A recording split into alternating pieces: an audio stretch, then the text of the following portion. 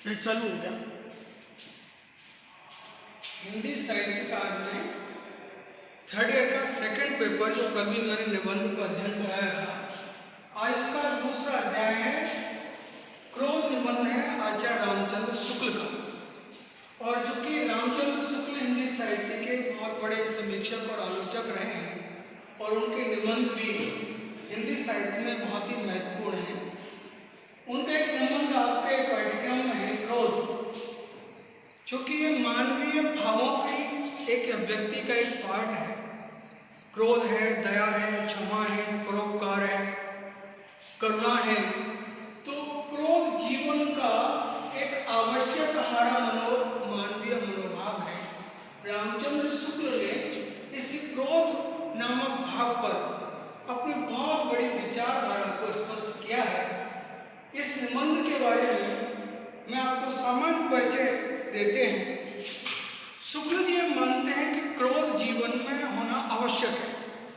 जो व्यक्ति क्रोध नहीं करता, इसका मतलब उसमें मानवीय भावों की अभिव्यक्ति पूरी तरह से होती नहीं है। जब हम किसी दुखी को, पीड़ित को, परेशान को देखते हैं तो हमारा मन में एक आवेश आता है, एक उद्वेग होता है। कैसे हो रहा है, ऐसा कैसे होने दिया जाएगा, ऐसा नहीं हो सकता। तो ये हम फिर दूसरे के दुख को दूर करने के लिए प्रयास करते हैं। तो वो कहते हैं क्रोध के दो रूप होते हैं, एक सात्विक क्रोध, एक तामसिक क्रोध। तो सात्विक क्रोध का तो समावेश हर व्यक्तित्व में होना जरूरी है। जैसे एक माँ अपने बच्चे पर क्रोध करती है जब वो नहाता नहीं है, दूध नहीं पीता या ज्यादा शैतानी करता है, तो माँ को गुस्सा आता है, हल्की फुल्की चपत लगा देती है, हल्की फुल्की डांट लगाती है। लेकिन उसके क्रोध में बच्चे का अहित करने का भाव नहीं होता है। वो चाहती है कि मेरा बच्चा सुधरे, बड़ा हो, संस्कारित हो, आगे बढ़े और परिवार का नाम रोशन। ये सात्विक क्रोध है। बड़ा भाई छोटे भाई पे करता है, पिता पुत्र पे करता है, माँ अपनी संतान पे करती है।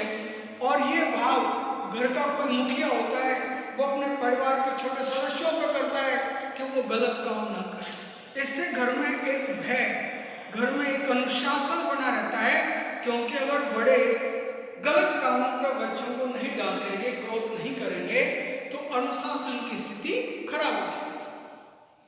दूसरा होता है तामसिक क्रोध। ये जो क्रोध का एक विकृत रूप है। हमें किसी की बात पर गुस्सा आ गया, हमें किसी की बात अच्छी नहीं लगी, हमें किसी का व्यवहार अच्छा नहीं लगा, हमें किसी का अन्य कोई क्रियाकलाप अच्छा नहीं लगा और हम गुस्से से इतने आग बबूले हो गए कि हमने सामने वाले को लठ दे मारा, पत्थर दे मारा या टांग में टांग रख के धक्का दे दिया, मुक्का मार दिया। ये तामसिक क्रोध है। ये क्रोध में आपकी चेतना शून्य हो जाती है और आप कुछ ऐसा कर बैठते हैं जिसकी भरपाई कई बार लाइफ में नहीं होती है। रिश्ते बिगड़ जाते हैं, झगड़ा हो जाता है और झगड़ा इतना विकराल रूप ले लेता है कि कई बार सामने या स्वयं की मृत्यु तक हो जाती है, घायल हो जाते हैं। तो शुक्ल कहते हैं कि इस प्रकार के क्रोध से तो बचो, लेकिन परिवार हित के लिए, समाज हित के लिए, राष्ट्र हित के लिए, सांस्कृतिक हित के लिए और जन कल्याण के हित के लिए अगर आपने क्रोध किया है तो वो आपके पुरुषार्थ को प्रदर्शित करता है। कोई व्यक्ति कमजोर को पीट रहा है, बार बार वो सहायता के लिए चिल्ला रहा है, तो आप केवल दया दिखाएं कि यार बहुत गलत है, पीटना नहीं चाहिए, इसके साथ बुरा हो रहा है। तो इसका मतलब यह है कि ये दया का समय नहीं है। समय यह है कि आप उस व्यक्ति की तत्काल मदद करें और उसको उसके कष्ट से छुटकारा दिलाएं।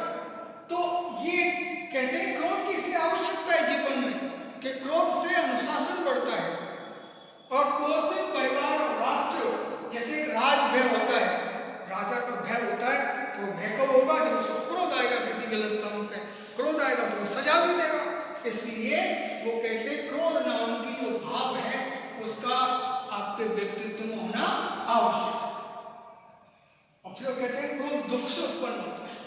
जब आप किसी परिस्थिति में दबते चले जा रहे हैं, कोई आपको बार बार प्रताड़ित कर रहा है, कोई आपको बार बार पीट रहा है तो आप, और सामने वाला समर्थ है, तो आपको क्या है, दुख होता है। और दुख से फिर क्या है, क्रोध उत्पन्न होता है। आप बड़बड़ाते हैं, आप गालियां मारते हैं और कई तरह के वो बोलते हैं सत्यानाश हो जाएगा, विनाश हो जाएगा, तेरा बर्बाद हो जाएगा, क्योंकि वो आप संघर्ष नहीं कर सकते। तो उस दुख से उत्पन्न क्रोध होता है और कई बार वो क्रोध वैर का रूप ले लेता है। आपके मन में गांठ पड़ जाती है कि मौका मिलने पर सामने वाले को जरूर जवाब दूंगा, जरूर बदला दूंगा। तो ये स्थिति है, अभिमान की स्थिति भी आती है। क्रोध से कई बार शक्तिशाली आदमी अभिमानी हो जाता है। वो सोचता है मेरे बराबर कोई नहीं, मेरा सामना कोई नहीं कर सकता, मैं किसी को पीट सकता हूँ, किसी को सजा दे सकता हूँ, और ये अहंकारी उसके विनाश का कारण बन जाता है। क्योंकि जैसे शिशुपाल के उदाहरण आता है महाभारत में कि शिशुपाल कृष्ण को 100 गालियां देता है, उसका अभिमान बढ़ता ही जाता है, वो सोचता है कृष्ण मेरा कुछ नहीं बिगाड़ सकता। और जब एक इंतहा हो जाती है, शिशुपाल अपनी सीमाओं को लांघ जाता है, तो वही कृष्ण सुदर्शन चक्र चलाकर शिशुपाल को वध करता है। और ये जो अभिमान की स्थिति है, ये उसको अंधा बना देती है कि मैं सर्वशक्तिशाली हूँ। रावण को भी अभिमान था, कंस को भी अभिमान था, शिशुपाल को भी अभिमान था, अंग्रेजों को भी अभिमान था, और जनता का जब आंदोलन शुरू हुआ तो उनका अभिमान नष्ट हो गया। इसलिए क्रोध की समीक्षा कीजिए और कभी इस प्रकार का अभिमानजनक क्रोध मत कीजिए कि सामने वाले को आप प्रताड़ित करते रहेंगे। एक वक्त ऐसा होगा कि उस क्रिया की निश्चित ही प्रतिक्रिया हो जाएगी। क्रोध में जन कल्याण की भावना होनी चाहिए। जैसे राम ने देखा कि रावण अन्यायी है, अत्याचारी है, तो राम ने उस रावण को उचित दंड दिया, उसको मारा, उसके परिवार को खत्म किया और लोक कल्याण में धर्म का राज्य स्थापित किया, मानवीय मूल्यों की स्थापना की। और उन्होंने उन सारी चीजों को तोड़ा जिससे कि धरती पर अधर्म का, अन्याय का, अत्याचार का साम्राज्य फैलता हो। तो राम का क्रोध, कृष्ण का क्रोध, ये सब जन कल्याण की भावना से प्रेरित है। इसलिए उन्होंने किसी को भी मारा है तो उन पर कोई पाप नहीं लगा है, वो निष्पाप है, क्योंकि उन्होंने अभिमान की पूर्ति करने के लिए किसी को नहीं मारा, बल्कि लोक कल्याण की भावना से प्रेरित होकर कृष्ण ने कंस का वध किया और राम ने रावण का वध किया। क्रोध का मूल वैर है। हम जो रामचंद्र शुक्ल ने लिखा है कि वैर क्रोध का मुरब्बा या अचार है। जैसे अचार बना के किसी कंटेनर में या किसी बर्तन में रख देते हैं, वो खराब नहीं होता रखा रखा, ऐसे ही किसी के मन में बैर का भाव होता है तो वो क्रोध का भाव धीरे धीरे धीरे धीरे परिपक्व होने लगता है और वक्त आने पर वो व्यक्ति क्रोध में फट पड़ता है, क्योंकि वो कुंठा उसके मन में थी। तो बैर पालना, बैर पाल के जो रखते हैं वो क्या है, क्रोध को फलीभूत करता है, सुरक्षित रखता है। इसलिए वो कहते हैं कि जो क्रोध का मूल क्या है, बैर, बैर की भावना से ही ये क्रोध फलित और पुष्पित होता है। अगर हम उसी वक्त उस भावना का शमन कर दें, खत्म कर दें, तो धीरे धीरे क्रोध भी शांत हो जाता है। जैसे सामने वाले को क्रोध आ रहा है तो जिसको क्रोध आ रहा है, जिस पर आ रहा है, वो व्यक्ति मुस्कुरा जाता है, माफी मांग लेता है, तो सामने वाले का क्रोध समाप्त हो जाता है और बैर की भावना भी समाप्त हो जाती है। और निष्कर्ष रूप हम कह सकते हैं कि क्रोध एक ऐसा तत्व जिस पर चिंतन करना जरूरी है।